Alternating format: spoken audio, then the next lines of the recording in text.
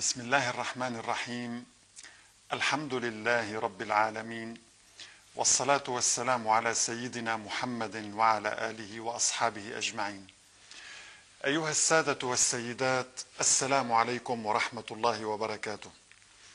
سوف نعيش معكم في هذا اللقاء مع آية عظيمة من آيات الله تبارك وتعالى. هذه الآية تتجلى بلغة هذا العصر، لغة الأرقام. فالقرآن الكريم نزل ليكون كتاب هداية ونورا وشفاء لكل من رضي بالله تعالى ربا وبالإسلام دينا وبالقرآن إماما وبمحمد صلى الله عليه وسلم نبيا ورسولا. ولكن كلما تطور العلم ظهرت معجزات جديدة لهذا الكتاب العظيم الذي قال فيه سيد البشر عليه الصلاة والسلام: ولا تنقضي عجائبه. وما هذه الظواهر الرقمية الكثيرة إلا إحدى العجائب التي تتجلى أمامنا في القرن 21. هذا العصر الذي يمكن أن نسميه عصر التكنولوجيا الرقمية أصبح للأرقام حضورا في معظم الأشياء من حولنا. فالاتصالات الرقمية والحاسبات الرقمية والأقمار الاصطناعية وغير ذلك كثير، كلها يعتمد مبدأ عملها على لغة الأرقام والأنظمة الرقمية. وعندما أنزل الله تبارك وتعالى هذا القرآن تعهد بحفظه إلى يوم القيامة، فقال سبحانه وتعالى: إنا نحن نزلنا الذكر وإنا له لحافظون. وبما أن الله عز وجل قد تعهد بحفظ هذا الكتاب، لا بد أن يكون قد أودع فيه براهين ودلالات تثبت أن هذا القرآن لم يحرف. كذلك خاطب الله تبارك وتعالى الإنس والجن فقال: قل لئن اجتمعت الإنس والجن على أن يأتوا بمثل هذا القرآن لا يأتون بمثله ولو كان بعضهم لبعض ظهيرا. فهذه الآية فيها تحد للناس جميعا أن يأتوا بمثل هذا القرآن. ولكي يبرهن لنا القرآن على استحالة الإتيان بمثله، فإن الله تبارك وتعالى قد رتب كلماته وحروفه بنظام رقمي بديع لا يمكن لبشر أن يأتي بمثله. ولغة الأرقام هي خير لغة للدلالة على هذا النظام المحكم. فبعد دراسة طويلة لآيات القرآن الكريم تبين أن هنالك معجزة تقوم على الرقم 7. وكنا قد تحدثنا عن أهمية هذا الرقم في الكون وفي القرآن وفي العلم وفي أحاديث النبي عليه الصلاة والسلام. فالرقم 7 له دلالات كثيرة. فالله تبارك وتعالى الذي خلق 7 سماوات كرر ذكر هذه السماوات السبع في كتابه 7 مرات. يعني لو بحثنا في القرآن الكريم عن عبارة السماوات السبع وعبارة 7 سماوات نلاحظ أنها تكررت بالضبط 7 مرات. وهنا لابد أن نتساءل: ماذا يعني أن نجد في كتاب تتكرر فيه السماوات السبع بعدد هذه السماوات؟ إنه يعني شيئا واحدا، أن خالق هذه السماوات السبع هو منزل هذا القرآن. وقبل أن نشرح لكم أحد الأمثلة الرائعة في إعجاز القرآن الرقمي والقائم على الرقم 7 لا بد من أن نطرح سؤالا طالما كرره كثير من القراء وبعض العلماء. يقولون: ما فائدة هذا العلم؟ ما فائدة الإعجاز العددي أو الرقمي؟ وأقول أيها الأحبة، إن أي معجزة تتجلى في القرآن لابد أن يكون من ورائها هدف كبير، لأن الله تبارك وتعالى لا يضع شيئا في كتابه عبثا، إنما ينزل كل شيء بعلم وحكمة وهدف. وبما أننا نعيش في هذا العصر، عصر الأرقام وعصر الإلحاد أيضا، فوجود هذه اللغة في القرآن الكريم هو أمر مفيد جدا لحوار غير المؤمنين أو غير المسلمين. فنحن مشكلتنا مع غير المسلمين أنهم لا يعترفون بالقرآن كتابا من عند الله تبارك وتعالى. وعندما نقوم باستخراج هذه العجائب التي أودعها الله في كتابه وإظهارها للغرب وخطابهم باللغة التي يتقنونها جيدا ويتقنونها أكثر منا، فإن هذا سيكون دليلا وبرهانا قويا جدا على صدق هذا الكتاب وعلى صدق رسالة الإسلام. وعسى أن تكون هذه المعجزة وسيلة لتصحيح فكرة غير المسلمين عن الإسلام، أن هذا الدين هو دين العلم، وأن القرآن كتاب علم أيضا وليس كتاب أساطير كما يدعي البعض.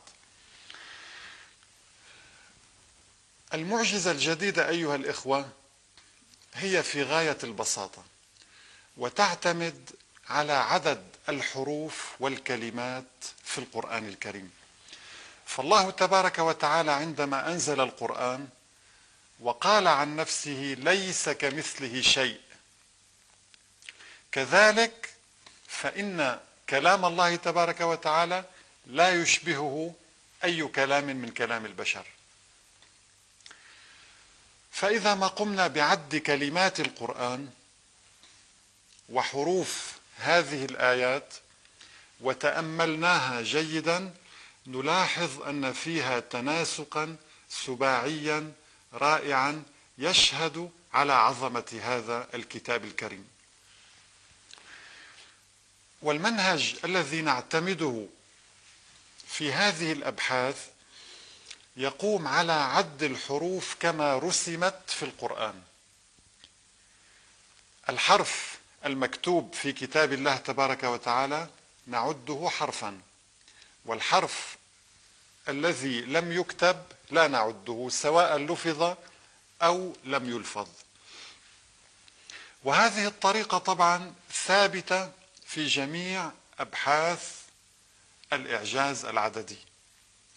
كذلك فإن الواو، واو العطف، سوف تعد كلمة مستقلة بذاتها، لأن هذه الكلمة تكتب منفصلة عما قبلها وعما بعدها، لذلك نعدها كلمة. وطبعا هذا المنهج ثابت في جميع الأبحاث. ومن الأشياء التي تعتبر سرا غامضا في القرآن، وطالما حاول المشككون أن ينتقدوا هذا القرآن بقولهم إن القرآن يحوي حروفا لا معنى لها، أو يقولون إنها طلاسم لا معنى لها. وبعد دراسة طويلة لهذه الحروف المقطعة مثل ألف لام ميم وألف لام راء، تبين بما لا يقبل الشك أن الله تبارك وتعالى نظم تكرار هذه الحروف في كتابه بنظام محكم يقوم على الرقم 7. لو قمنا بعد هذه الحروف سوف نجد أن عددها 14 حرفا، ولو قمنا بعد الافتتاحيات سوف نجد عددها 14 افتتاحية، وهذا العدد من مضاعفات الرقم 7. فالله تبارك وتعالى وضع في مقدمة 29 سورة حروفا مقطعة. هذه الحروف منها ما تكرر ومنها ما لم يتكرر. فإذا نظرنا إلى هذه الافتتاحيات ما عدا المكرر كما قلنا نجد عددها 14 افتتاحية، وهذا العدد من مضاعفات الرقم 7. وهذه الافتتاحيات هي على الترتيب: ألف لام ميم، ألف لام ميم صاد، ألف لام راء، ألف لام ميم راء، كاف ها يا عين صاد، طه، طاسيم ميم، طاسين، ياسين، صاد، حاميم، حاميم عين سين قاف، قاف نون. والمجموع هو 14. وكما قلنا إن هذا العدد من مضاعفات الرقم 7. ولو قمنا بعد الحروف الداخلة في تركيب هذه الافتتاحيات سوف نجد أن عدد هذه الحروف أيضا 14. وهذه الحروف هي الألف واللام والميم والصاد والراء والكاف والهاء والياء والعين والطه والسين والحاء والقاف والنون. إذن أيها الإخوة، هنالك تناسق سباعي بين عدد الافتتاحيات المقطعة وبين عدد الحروف المقطعة، وجاء العدد 14 من مضاعفات الرقم 7. وسوف نكتفي بمثال واحد يظهر الإحكام العددي في توزع هذه الحروف. ونبدأ بأول افتتاحية مقطعة في القرآن وهي ألف لام ميم. فلو قمنا بعد السور التي تبدأ بألف لام ميم نرى أنه توجد في القرآن 6 سور تبدأ بهذه الافتتاحية ألف لام ميم. وطبعا الله تبارك وتعالى كرر هذه الحروف لحكمة عظيمة، يعني لم يأتي تكرار حروف ألف لام ميم في القرآن في 6 سور عبثا، إنما جاء لحكمة عظيمة. فمثلا نحن لدينا 6 سور تبدأ بألف لام ميم. هذه السور هي سورة البقرة وآل عمران والعنكبوت والروم ولقمان والسجدة. ولو قمنا بترتيب هذه السور كما رتبها الله تبارك وتعالى في القرآن قلنا إنه لدينا 29 سورة تبدأ بحروف مقطعة. سورة البقرة هي السورة الأولى، وسورة القلم هي السورة الأخيرة.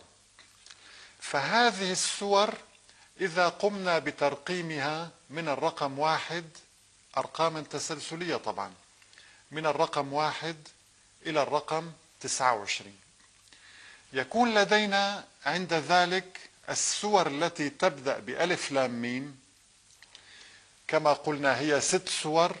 أرقامها: البقرة رقمها 1، آل عمران رقمها 2، العنكبوت رقمها 15، الروم رقمها 16، لقمان رقمها 17، السجدة رقمها 18. والمنهج الذي نعتمده دائما في معالجة هذه الأرقام لاستخراج المعجزة العددية هو أن نكتب هذه الأرقام كما هي دون أن نجمع هذه الأرقام أو أن نطرحها ولا نجري أي عملية رياضية، فقط نكتب الأرقام ونقرأ العدد الإجمالي. نلاحظ في هذه الحالة أنه قد تشكل لدينا عدد من 10 مراتب، عدد من 10 مراتب، وهذا العدد هو الذي يمثل أرقام السور التي تبدأ بألف لام ميم. فلو قمنا بقراءة هذا العدد من اليسار إلى اليمين، لدينا 1 8 1 7 1 6 1 5 2 1، وهذا العدد هو من فئة البليون أو من فئة الألف مليون، يعني عدد ضخم. هذا العدد عندما نعالجه رياضيا نلاحظ أنه من مضاعفات الرقم 7، يعني إذا قسمنا هذا العدد على 7 نجد أن العدد الناتج هو عدد صحيح لا فواصل فيه.